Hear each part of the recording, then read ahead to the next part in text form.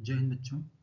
बेटा हम लोग जो टॉप क्वेश्चंस की सीरीज शुरू किए हैं, है ना, उसमें आज हम लोग नेक्स्ट चैप्टर को इंक्लूड करते हैं, जो कि कौन सा है, रिप्रोडक्टिव हेल्थ।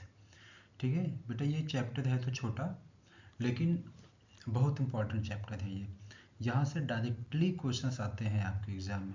ठीक है, डायरेक्ट क्वेश्चंस यहाँ से आपको मिल जाएंगे, और उन्हीं सारे क्वेश्चंस को, किन किन क्वेश्चंस के आने की पॉसिबिलिटी होती है, उन्हीं सारे क्वेश्चंस को आज हम लोग कवर करने वाले हैं। ठीक है, चैप्टर छोटा है, हो जाएगा जल्दी, पूरा वीडियो आप देखिएगा, रिवीजन आपका हो जाएगा शॉर्ट में। तो सबसे पहले क्वेश्चन यही आता है कि define the reproductive health. Reproductive health का मतलब क्या होता है? तो रिप्रोडक्टिव हेल्थ को आप कैसे डिफाइन करोगे? It is a state of complete physical, mental and social wellbeing. कौन कौन सा बेटा याद रखना, कौन कौन सा है बेटा ये? फिजिकल, ठीक है, फिजिकल, मेंटल, सोशल, ठीक, और बिहेवियरल। इन सब चीज़ों में अगर कोई भी पर्सन फिट हो रहा है, अगर कोई भी पर्सन फिट हो रहा है तो उसको हम लोग क्या कहेंगे? हेल्दी। क्या कहेंगे बेटा? हेल्दी पर्सन कहेंगे।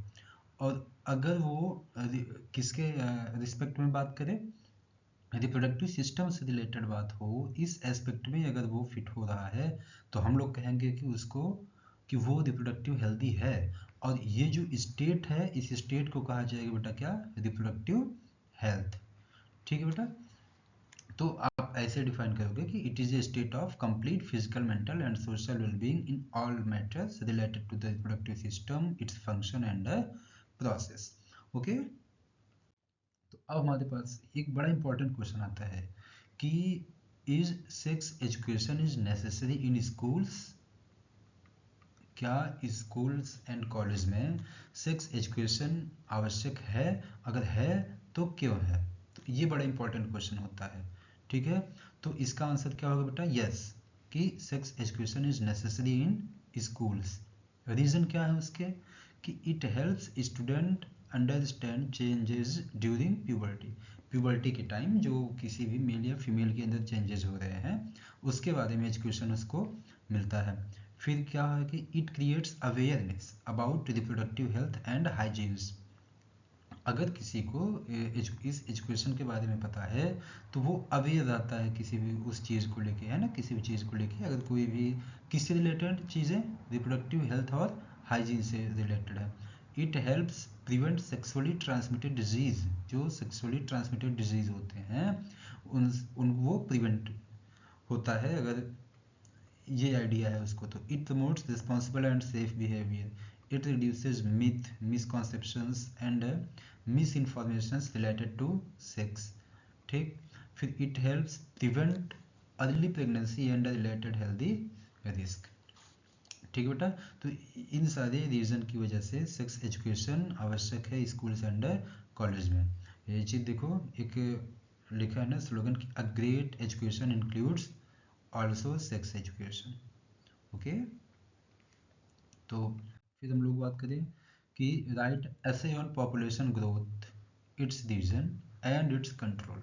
पॉपुलेशन ग्रोथ का मतलब क्या होता है? पॉपुलेशन ग्रोथ का मतलब ये होता है बेटा कि सपोज करो कि कोई एक एरिया है ना, कोई एक एरिया है, और इस एरिया में क्या है कि नंबर ऑफ ऑर्गेनिज्म या number of individual per unit time area क्या हो रहे हैं? इंक्रीज हो रहे हैं। तो इसको हम लोग क्या कहेंगे? पॉपुलेशन ग्रोथ कहेंगे। तो लिखा ना, population growth refers to the increase in the number of peoples living in a particular area or country over a period of time. It is one of the most serious problem facing many developing countries including India. Rapid population growth creates pressure on natural resources, environment and economic development. ठीक है बेटा, अगर बहुत तेज़ी से, बहुत rapidly population growth हो रही है, तो वो इन सारे पॉइंट्स को क्या करेगी? प्रेशर क्रिएट करेगी इन सब पे। ठीक है, अच्छा, पॉपुलेशन ग्रोथ के रीज़न क्या हो सकते हैं? कई रीज़न हैं, जिनमें से हम लोग कुछ की बात कर रहे हैं कि high birth rate. Birth rate आज के समय में बेटा क्या है? ये हाई हो गई है। बर्थ रेट मतलब ये होता है किसी भी एरिया में बर्थ जो हो रहा है per capita per unit time, उसी को हम लोग कहेंगे बर्थ रेट कहेंगे। और बर्थ रेट जो है ज़्यादा क्यों हो गई, हाई क्यों हो गई, क्योंकि many families prefer more children due to social culture and economic reason. Decline in death rate, death rate में जो है क्या आई है बेटा, कमी आई है। डेथ रेट में कमी क्यों आ गई है, वो इसलिए क्योंकि मेडिकल फैसिलिटीज़ अवेलेबल हो गई हैं, वैक्सीनेशन होने लगा है, हेल्थ केयर पे लोग ध्यान दे रहे हैं, मॉर्टेलिटी रेट जो है क्या हो गया है, घट गया है ना। और स्पेशली इन्फेंट मोर्टेलिटी, बेटा देखो जब पहले किसी को कोई भी लेडी होती थी, जब माँ बनती थी वो, है ना, कोई भी लेडी जब माँ बनती थी तो ये एक कहते थे ना कि जच्चा बच्चा, कहते थे ना बेटा कि जच्चा बच्चा दोनों अब सुरक्षित हैं, जच्चा बच्चा दोनों सुरक्षित हैं। पहले ऐसा नहीं था, ठीक है, पहले ऐसा नहीं था कि कभी कभी माँ की डेथ हो जाती थी या ज़्यादातर बच्चों की डेथ हो जाती थी, तो उससे क्या होता था कि डेथ रेट क्या हो गई थी, डेथ डेथ रेट ज़्यादा थी।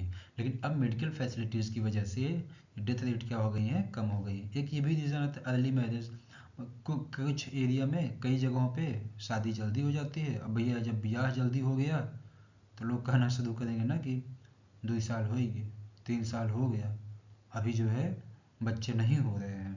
तो अर्ली मैरिज में भी क्या होता है, अर्ली मैरिज होगी तो बच्चे जल्दी होंगे।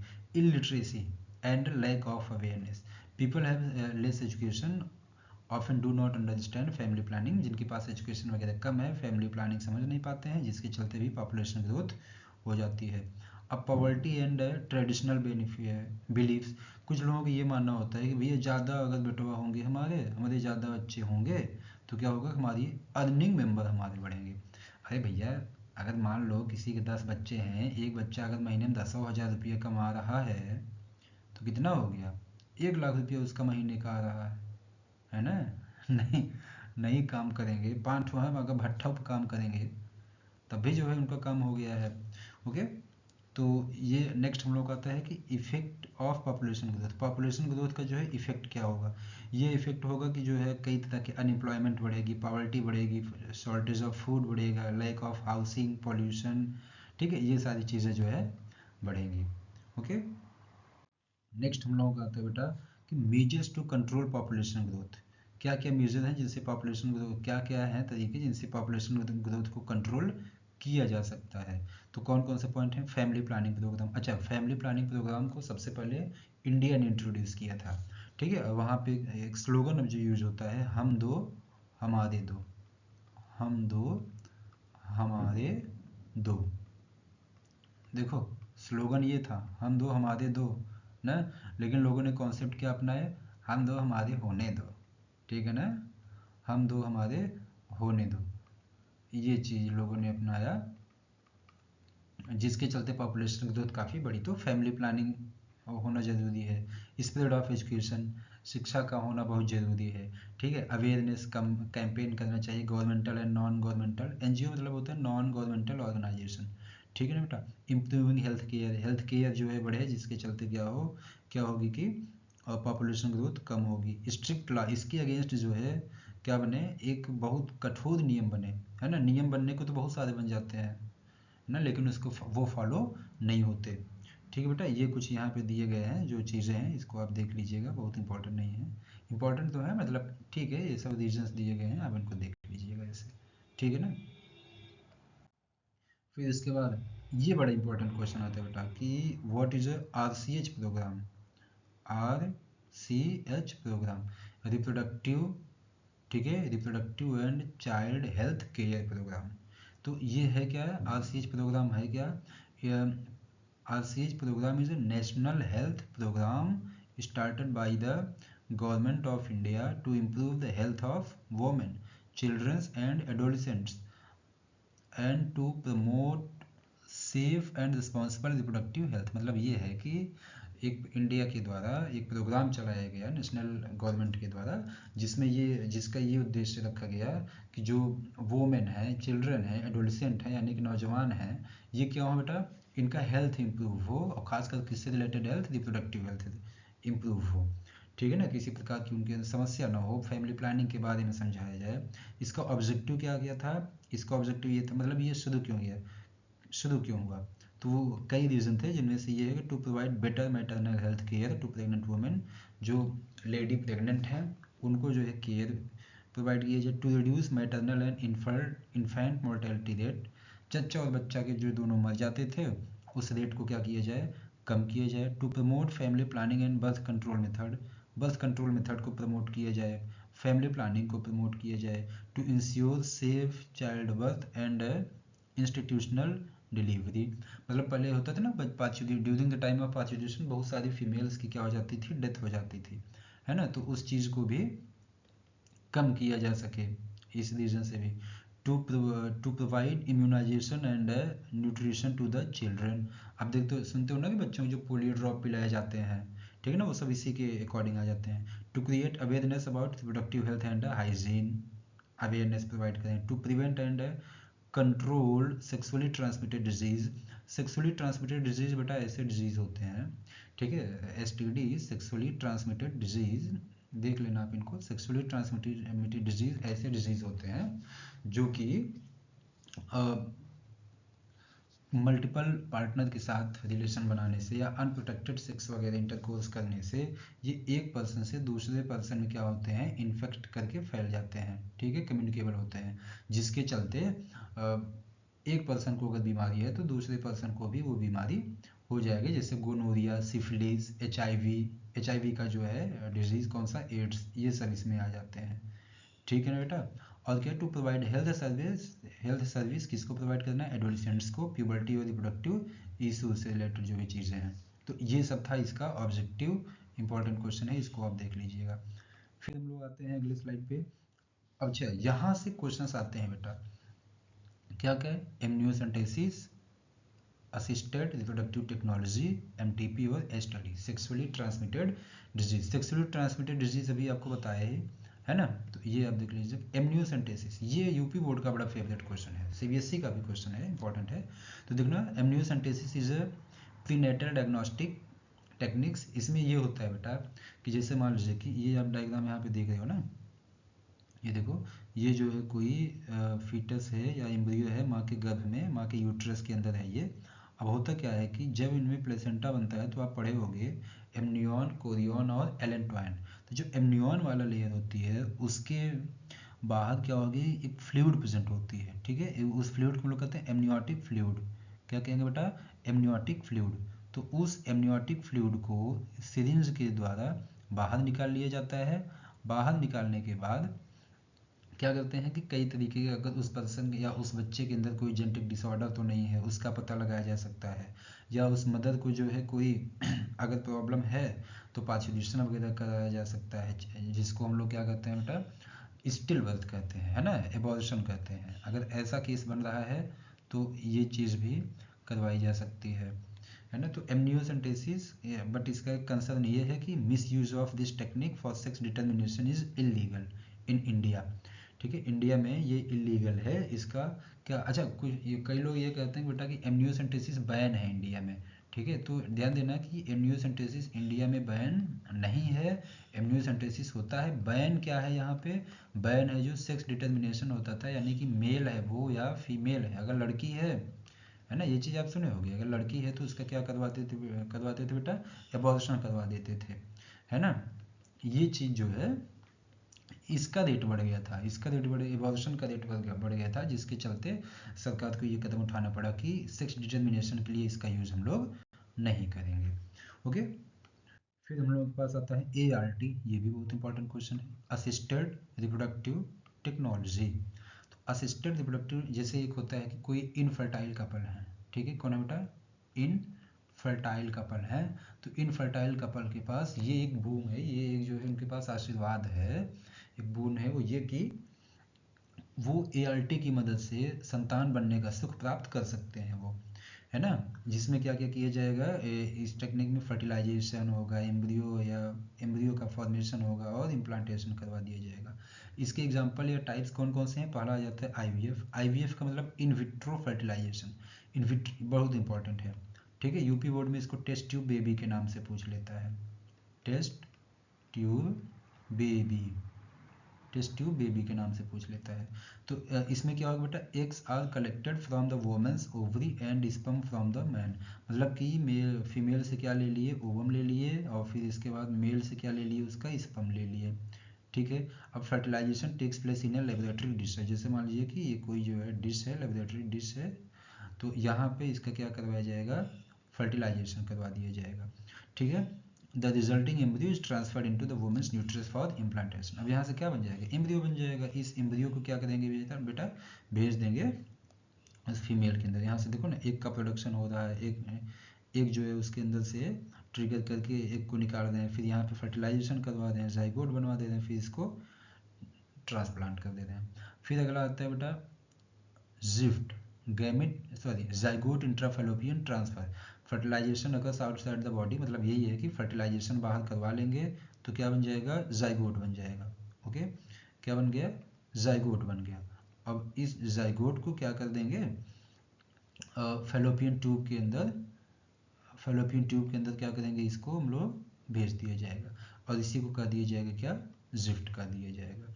ओके, फिर इसके बाद IUT intra uterine transfer. Intra uterine transfer ये होता है जो एम्ब्रियो है, embryo is transfer into the uterus after the few days of fertilisation. मतलब फर्टिलाइजेशन होगा, फर्टिलाइजेशन होने के बाद जो एम्ब्रियो बनेगा उस एम्ब्रियो को भेज दिया जाएगा किसके अंदर, यहाँ पे ये चीज़ ध्यान देना होता है, यहाँ पे आईयूटी में यूट्रस के अंदर भेजा जा रहा है, किसके अंदर, यूट्रस के अंदर भेजा जा रहा है। फिर आता है गिफ्ट गैमेट इंट्राफेलोपियन ट्रांसफर। अब इसमें ये होगा eggs and sperms are directly placed into the fallopian tube, मतलब ये जो फीमेल रिप्रोडक्टिव सिस्टम का ये वाला पार्ट है, कौन सा, फेलोपियन ट्यूब। तो इस फेलोपियन ट्यूब के अंदर एग और ओवम दोनों को यहाँ पे भेज दिया जाता है। भेज दिया गया तो ये अपना फर्टिलाइज करेंगे, जाइगोट बना देंगे, आगे के जाके इम्प्लांटेशन वगैरह करके आगे के प्रोसेस कंप्लीट करेंगे। फिर इसके बाद आता है आपका ICSI। ICSI मतलब इंट्रासाइटोप्लाज्मिक स्पर्म इंजेक्शन, इसको याद रखना, ठीक है, फुल फॉर्म।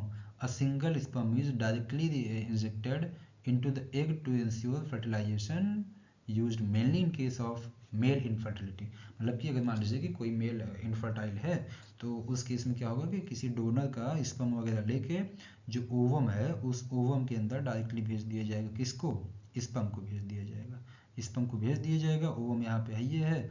अब क्या कंप्लीट हो जाएगा, फर्टिलाइजेशन हो जाएगा, फर्टिलाइजेशन हो गया तो जाइगोट बन गया, आगे का प्रोसेस कंप्लीट हो गया, ठीक है। अच्छा, इसका इंपॉर्टेंस क्या है ART का, तो इंपॉर्टेंस आप देखो कि help in infertile couple to have children. पहले बोले ना कि जो इनफर्टाइल कपल है उनके लिए एक आशीर्वाद है। Useful in cases of blocked fallopian tube, low sperm count और हार्मोनल प्रॉब्लम।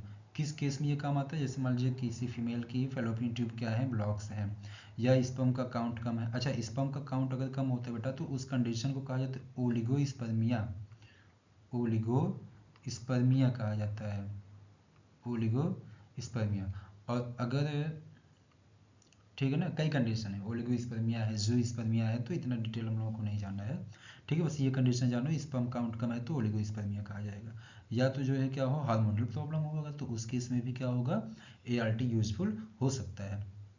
और ये बड़ी इंपॉर्टेंट बात कि hope to many families who can not conceive naturally, ये बहुत से लोगों के लिए आशीर्वाद है जो कि नेचुरली कंसीव नहीं कर पा रहे हैं, ठीक है ना। और इसका कई इशू भी है, खासकर एथिकल और सोशल इशू, क्या कि high cost makes is inaccessible to many people, इसकी कॉस्ट क्या होती है, काफ़ी हाई होती है। और फिर raises ethical concern regarding embryo selection and storage, ये भी। अच्छा, यहाँ पे एक बात ये भी आता है, सरोगेट मदर। सरोगेट मदर ये होता है बेटा कि जैसे कोई फीमेल है, अगर वो कंसीव नहीं कर पा रही है तो जो पेरेंट है उसके स्पर्म को इन्हीं किसी भी टेक्निक की हेल्प से, ये जो सारी टेक्निक्स हम लोग पढ़े, इन्हीं किसी भी टेक्निक्स की हेल्प से इसको क्या किया जाता है कि किसी दूसरे फीमेल के यूट्रस में ट्रांसफ़र कर दिया जाएगा। अब वहाँ पे पूरा जब जाइगोट वगैरह बन गया, किसी भी मेथड से इंसर्ट किए, जो कंप्लीट प्रोसेस हुआ, अब एम्ब्रियो बना, एम्ब्रियो से जो है फीटस बना, फीटस जो है जब बाहर निकलेगा तो किसके फॉर्म में, इन्फेंट के फॉर्म में, ठीक है। इन्फेंट के फॉर्म में जब ये बाहर आ जाएगा तो फिर क्या हो जाएगा बेटा, ये इन्फेंट के फॉर्म में ये बाहर आया तो जिसका वो रहेगा वो उसकी मदर नहीं कही जाएगी। अब वो जिस पेरेंट का होगा उसको वो ट्रांसफ़र कर देगी। अरे ऐसे समझो कि मान लो कोई A है और B है, B क्या है, यहाँ पे फीमेल है ना, और A की जो वाइफ थी वो C थी, ठीक है। A की जो वाइफ थी वो कौन थी, सी थी, अब सी के अंदर प्रॉब्लम थी, तो अब बी यहाँ पे रेडी हुई कि भैया ठीक है हम कंसीव करेंगे, इसके बदले जो खर्चा वर्चा होगा तुम हमको देते रहना। तो इसी बी को हम लोग क्या कहेंगे बेटा, सरोगेट मदर कहेंगे। ओके, फिर इसके बाद हमारे पास जो है ये चीज़ देखो ना, ICI यहाँ पे जो है दिया ना, वही चीज़ है यहाँ पे लिखा। फिर इसके बाद हमारे पास आता है बेटा MTP, medical termination of pregnancy. Medical termination it refers to the intentional termination or absorption of an unwanted or medically risky pregnancy by the qualified medical practitioners. It is legally permitted in India under the MTP Act 2021 under certain condition. MTP क्या है? MTP ये होता है जैसे मान लीजिए कि कोई भी फीमेल है, अगर उसके बच्चे में कोई प्रॉब्लम है या उस मदर को कोई अगर खतरा है वो एम्ब्रियो रहने से, तो उसके 9 मंथ के पहले ही, बिफोर 9 मंथ उसका क्या करवा लिया जा रहा है, डिलीवरी करवा ली जा रही है। तो उसी को हम लोग क्या कहेंगे बेटा, MTP कहते हैं, या इसी को इंड्यूस्ड एबॉर्शन कहते हैं। ठीक है ना, इंड्यूस्ड एबॉर्शन कहते हैं। MTP कब जो है अलाउ होती है, किस किस केस में, the pregnancy possesses a risk to the mothers life और हेल्थ। अगर उसकी जो मम्मी है उनके हेल्थ पे कोई प्रॉब्लम आ रहा है उस बच्चा रहने से बॉडी में, तो body in the sense uterus में, तो यहाँ पे MTP अलाउ किया जाता है। और मान लीजिए कि कोई जो फीटस है उसको कोई सीरियस फिजिकल या मेंटल एबनॉर्मेलिटी है, तो उस केस में जो है MTP करवाना अलाउ कर दिया जाता है। Pregnancy is due to rape और कॉन्ट्रासेप्टिव फेलियर, या अगर कोई रेप का केस हुआ है, ठीक है, या कोई कॉन्ट्रासेप्टिव यूज कर रही थी वो फीमेल और वो फेल हुआ है, तो उस केस में भी इसको अलाउ किया जाता है। और या तो फिर अच्छा, देयर आर सीरियस मेडिकल और सोशल रीजंस, या और कई भी रीज़न इसके हो सकते हैं। ठीक है ना, सोशल रीजन में आप समझ ही रहे हो क्या प्रॉब्लम हो सकती है। ठीक है ना, बताने की आवश्यकता नहीं तुमको, इतना बुद्धिमान हो गए हो।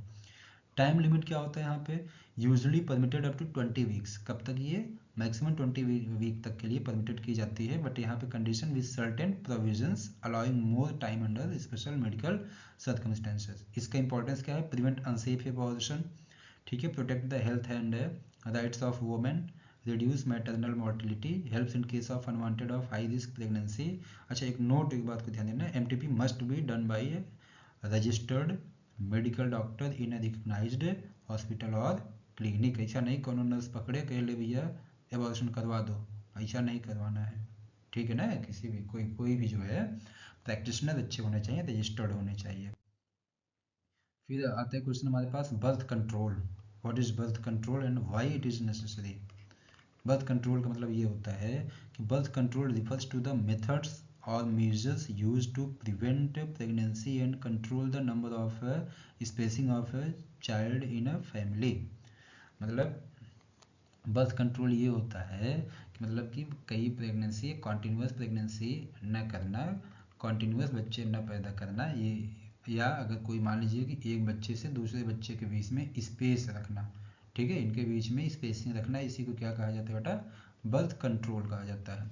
नेसेसरी क्यों है, क्योंकि जो है पॉपुलेशन ग्रोथ को कंट्रोल करने में हेल्प करती है। फिर बेटर हेल्थ, मदर को बच्चे दोनों को जो है बेटर हेल्थ प्रोवाइड करती है अगर बच्चों के बीच में स्पेस है तो। बच्चों के बीच स्पेस मतलब कि एक प्रेगनेंसी और दूसरी प्रेगनेंसी के बीच में अगर गैप है तो दोनों के लिए ये अच्छा होगा।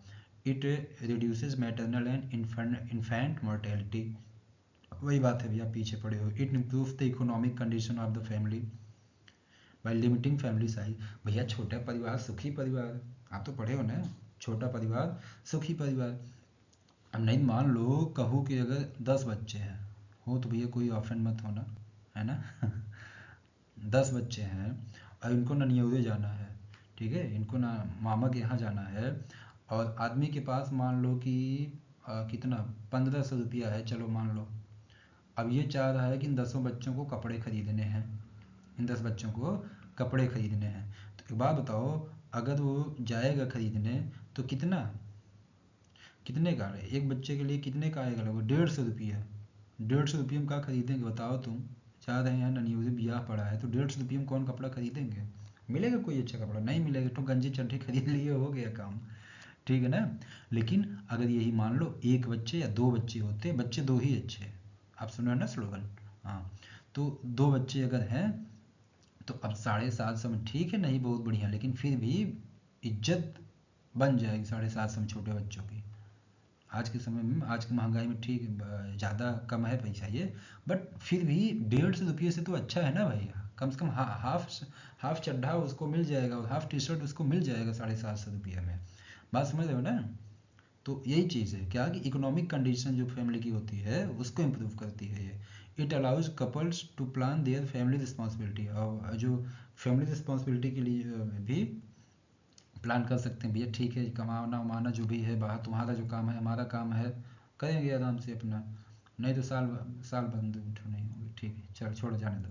It helps in reducing poverty, unemployment and pressure on resources. ठीक है, वही पुराना कॉन्सेप्ट है, पुराना पॉइंट है जो भी आप पढ़े। फिर explain the different method used in birth control. कौन कौन से मेथड जो है बर्थ कंट्रोल में यूज्ड होते हैं, उनके एग्जाम्पल के साथ और टाइप।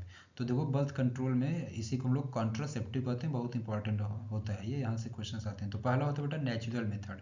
नेचुरल मेथड में ये होता है कि यहाँ पे हम लोग किसी भी टाइप के डिवाइस या मेडिसिन का यूज नहीं कर रहे हैं। तो पहला होता है पीरियोडिक एब्सटिनेंस। ये होता है, इसका मतलब ये कि avoiding sexual intercourse during the fertile period of the menstrual cycle. Menstrual cycle का जो बेस्ट फर्टिलाइजिंग पीरियड होता है वो होता है 10 to 17 डेज। ठीक है, 10 से 17 दिन का।